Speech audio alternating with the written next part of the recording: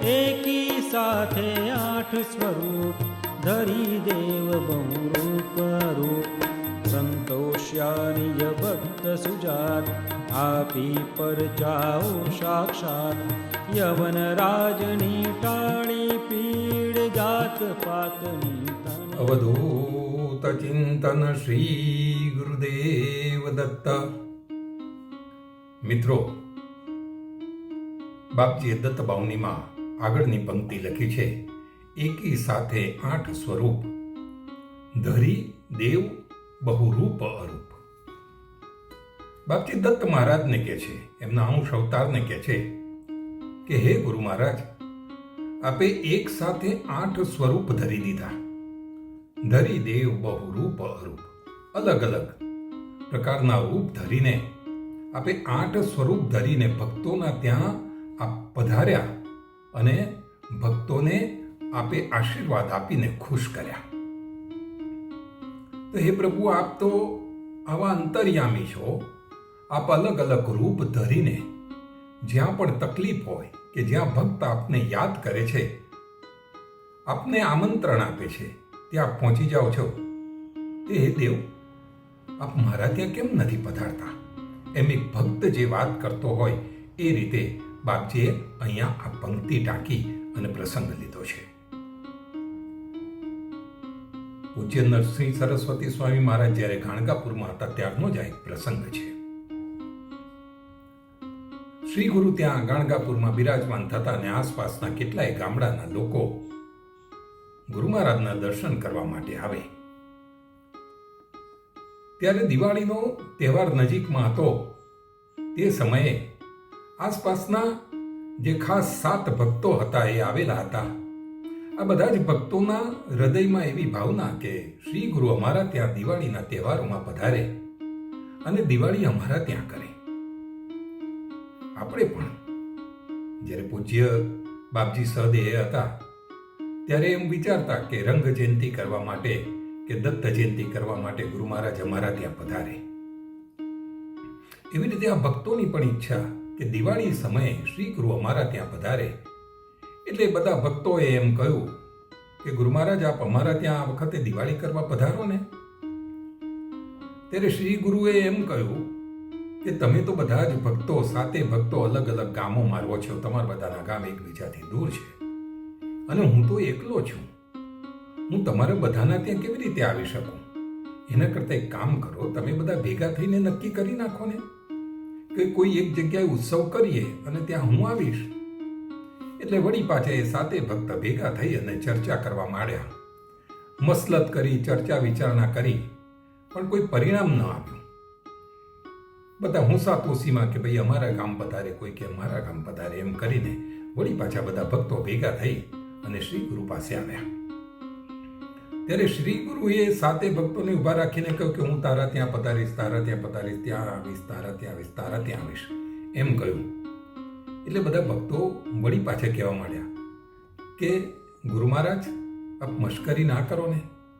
અમને સાચું કહો કે આપ અમારા ત્યાં ક્યારે પધારવાના છો? આપ બધાને જ કહો છો કે હું તારા ત્યાં આવીશ, તો આપ ખરેખર કોના ત્યાં પધારવાના છો?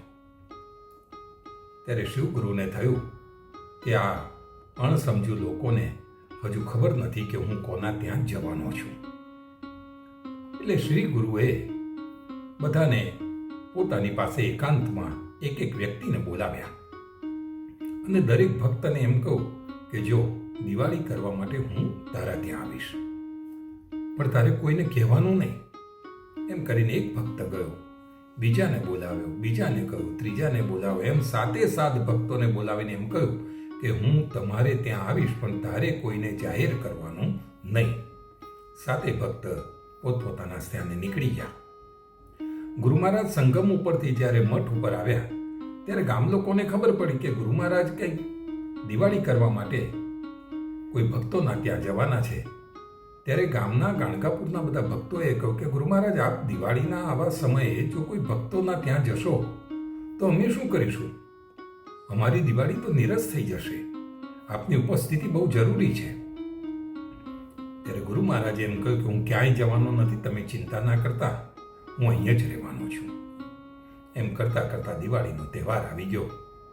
ધનતેરસનો દિવસ આવ્યો, દીવા પ્રગટી ગયા.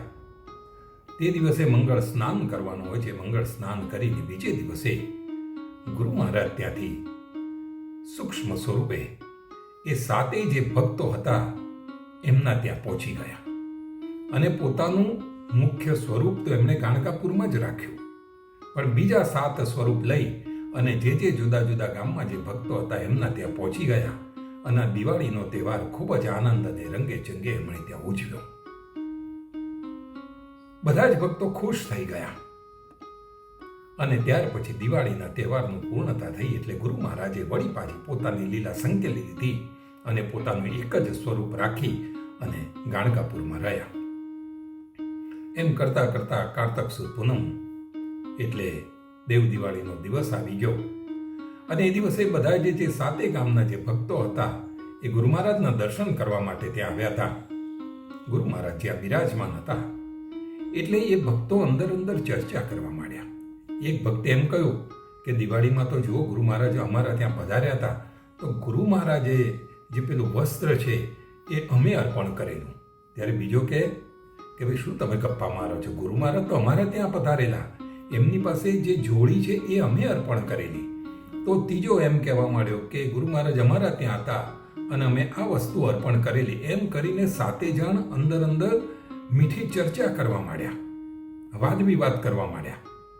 એટલામાં ગામ લોકોએ સાંભળ્યું એટલે ગામ લોકોના ભક્તો કહે કે તમે બધા જ ખોટું બોલો છો.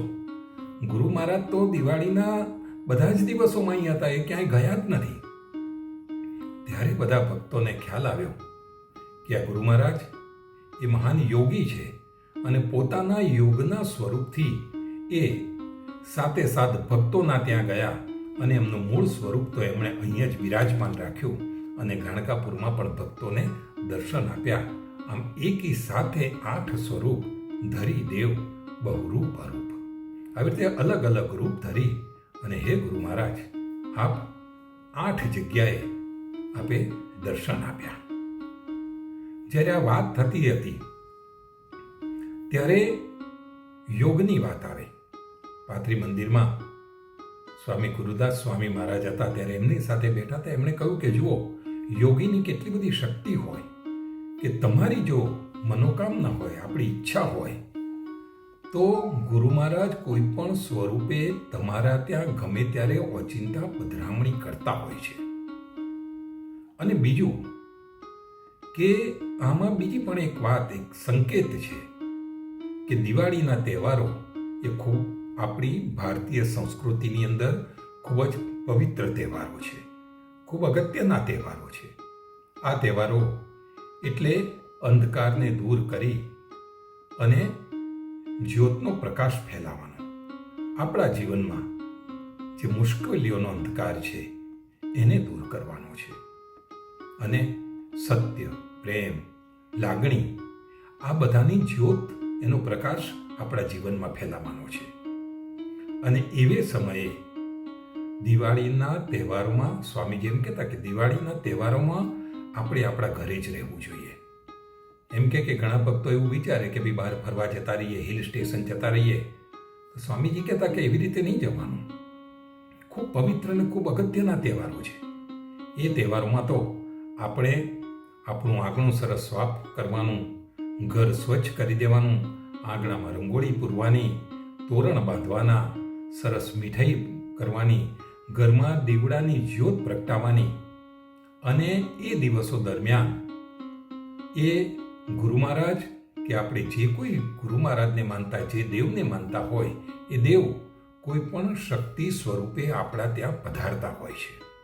અને એટલા માટે જ ઘરે રસોઈ બનાવવાની, મીઠાઈ બનાવવાની કે આપણો દેવ આપણા ત્યાં પધારે એનું આપણે સ્વાગત કરીએ, આરતી કરીએ. એ સૂક્ષ્મ સ્વરૂપે પણ આપણા ઘરની અંદર એક આંટો મારી અને નીકળી જતો હોય. આપણા ઘરમાં બનાવેલી મીઠાઈ એ ખાઈને આનંદિત થતો હોય, આપણને ખબર ન પડે.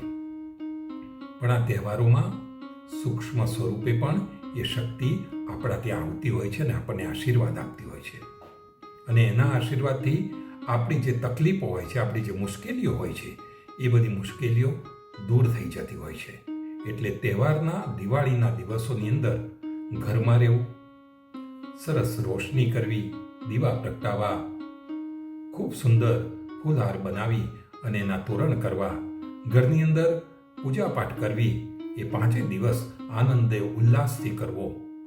બહાર ભોજન કરવા માટે હોટલોમાં કે ક્યાંય જવું નહીં, સાદામાં સાદું ભોજન હોય તો પણ ઘરે બનાવવું. કયા દિવસે ગુરુ મહારાજ પધારે કે એ શક્તિ પધારે, દિવ્ય શક્તિ, એ આપણે જાણતા નથી. ભલે સાદું ભોજન હોય તો પણ એ પ્રસાદ સ્વરૂપે લઈને જશે.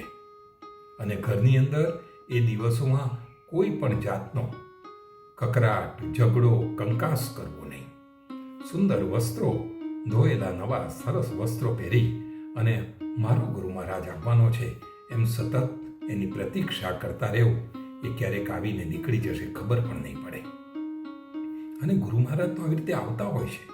આપણે ઘણા બધાના અનુભવ હશે કે આપણે ઘરમાં પારાયણ કર્યું હોય અને 7 દિવસનું પારાયણ થયું હોય, કે આપણા ઘરમાં પાદુકા પૂજન રાખ્યું હોય, કે બીજો કંઈ પણ સારો ધાર્મિક ઉત્સવ રાખ્યો હોય, અને એ વખતે કોઈ પણ સ્વરૂપે જાણે ગુરુ મહારાજ આપણી આજુબાજુથી આવીને નીકળી જાય, સૂક્ષ્મ સ્વરૂપે. ઘણી વખત તો કોઈક એવી વ્યક્તિ આવે કે જેને આપણામાંથી કોઈ ના ઓળખતો, એ આવે ખરા, બેસે ખરા, અને આરતી થાય એટલે ઊભા થઈને નીકળી જાય. એવી રીતે આવતા હોય પ્રસંગમાં. પણ એ સિવાય પણ ક્યાંક ખુશ્બો એક આવી જાય, સરસ એ ખુશ્બો આવી જાય અને જાણે ગુરુ મહારાજની પધરામણી થઈ હોય એમ લાગે. જાણે પવનનો ઝોકો આવી જાય, કોઈ એક નાનો સરખો, કોઈ એક શબ્દોનો એક અવાજ આવી જાય અને આપણે અનુભૂતિ કરીએ કે ચોક્કસ કોઈ દિવ્ય શક્તિ આપણા ત્યાં આવી અને આપણને આશીર્વાદ આપીને ગઈ છે. આમ આપણા ગુરુ મહારાજ આપણે જે દેવને માનતા હોય એ કોઈ પણ શક્તિ સ્વરૂપે આવા તહેવારના ઉત્સવોની અંદર, સારા મુહૂર્તની અંદર આપણે ત્યાં પધારતા હોય છે.